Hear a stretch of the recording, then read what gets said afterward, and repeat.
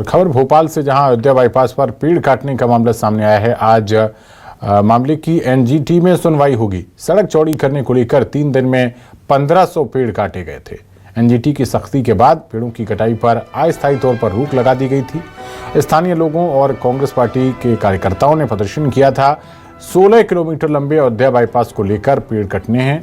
करीब 7871 पेड़ बचे हुए हैं, जिसको लेकर आज सुनवाई होगी।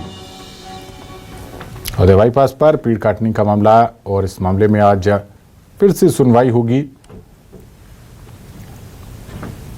तो एनजीटी की सख्ती के बाद पेड़ों की कटाई पर अस्थायी तौर पर रोक लगा दी गई थी। ज्यादा जानकारी के साथ हमारे संवाददाता शब्बीर अहमद जुड़ गए हैं। शब्बीर, सड़क चौड़ी करने को लेकर जो पेड़ काटे जाने थे, एनजीटी ने हालांकि उस पर अस्थायी रोक लगा दी थी। आज क्या आपको जानकारी मिल रही है इस खबर से संबंधित?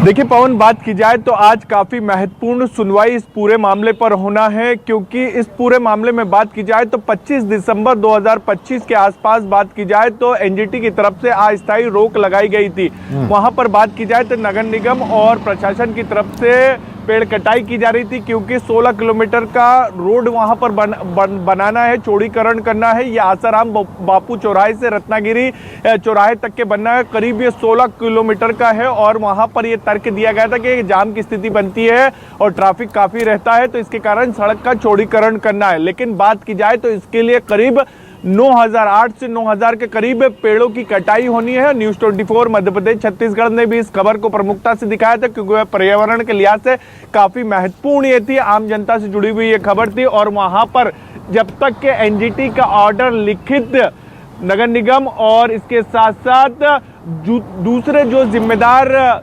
विभाग थे उनके पास पहुंचता तब तक के बात की जाए पवन, 1500 के करीब पेड़ों की कटाई हो चुकी थी और अंधाधुंध वहां पर कटाई की जा रही थी। लेकिन एनजीटी की तरफ से अस्थायी तौर पर उस वक्त रोक लगाई गई थी और ये कहा गया था कि अब पेड़ों की कटाई नहीं होगी। और ये तय किया गया था कि 8 जनवरी को इस पूरे मामले पर सुनवाई होनी है।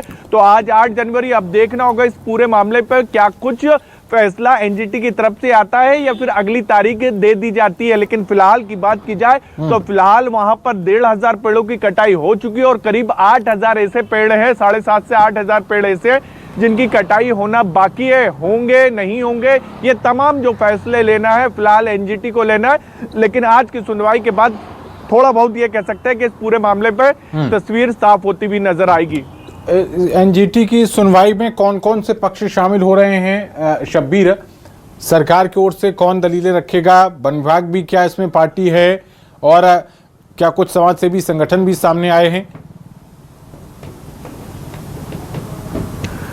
हाँ बिल्कुल पवन, बात की जाए तो पर्यावरणविद है नितिन सक्सेना, उनकी तरफ से एनजीटी में ये याचिका लगाई गई थी और वो लंबे समय से इसको लेकर लड़ाई लड़ रहे थे। लेकिन बात की जाए तो बीच का रास्ता निकालते हुए जिस जिम्मेदार विभाग के पास वहां पर रोड का चौड़ीकरण की जिम्मेदारी सरकार की तरफ से दी गई है और इसके साथ साथ नगर निगम की बात की जाए तो नगर निगम वहां पर पेड़ों की कटाई कर रहा था। उसने बीच का रास्ता ये निकाला था कि कोर्ट की छुट्टी जैसे ही पड़ी थी उसके बाद वो एक पर्यावरण को लेकर, पेड़ों की कटाई को लेकर मध्य प्रदेश के अंदर एक कमेटी बनी हुई है। वहां से इजाजत लेनी रहती है कि आपको पेड़ कटाई करनी है तो अब बड़े पैमाने पर अगर करनी है तो हुआ ये कि जब कोर्ट की छुट्टी थी तो उसी दरमियान वहां से इजाजत लेकर आई और आनन फानन में पेड़ों की कटाई शुरू कर दी गई। लेकिन एनजीटी ने इस बात को समझा और छुट्टी होने के बावजूद भी एक स्पेशल वहां पर बेंच में सुनवाई की गई और उस वक्त अस्थायी तौर पर रोक लगाया गया था। तो इसके अंदर बात की जाए तो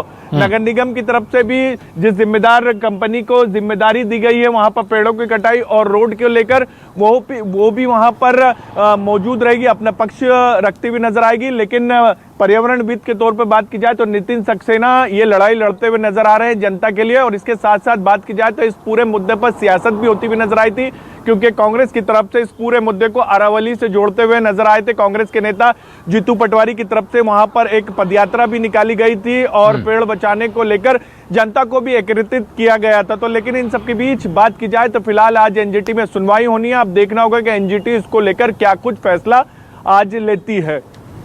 ठीक है शब्बीर, आप बने रहिए हमारे साथ, आगे भी आपसे अपडेट लेंगे।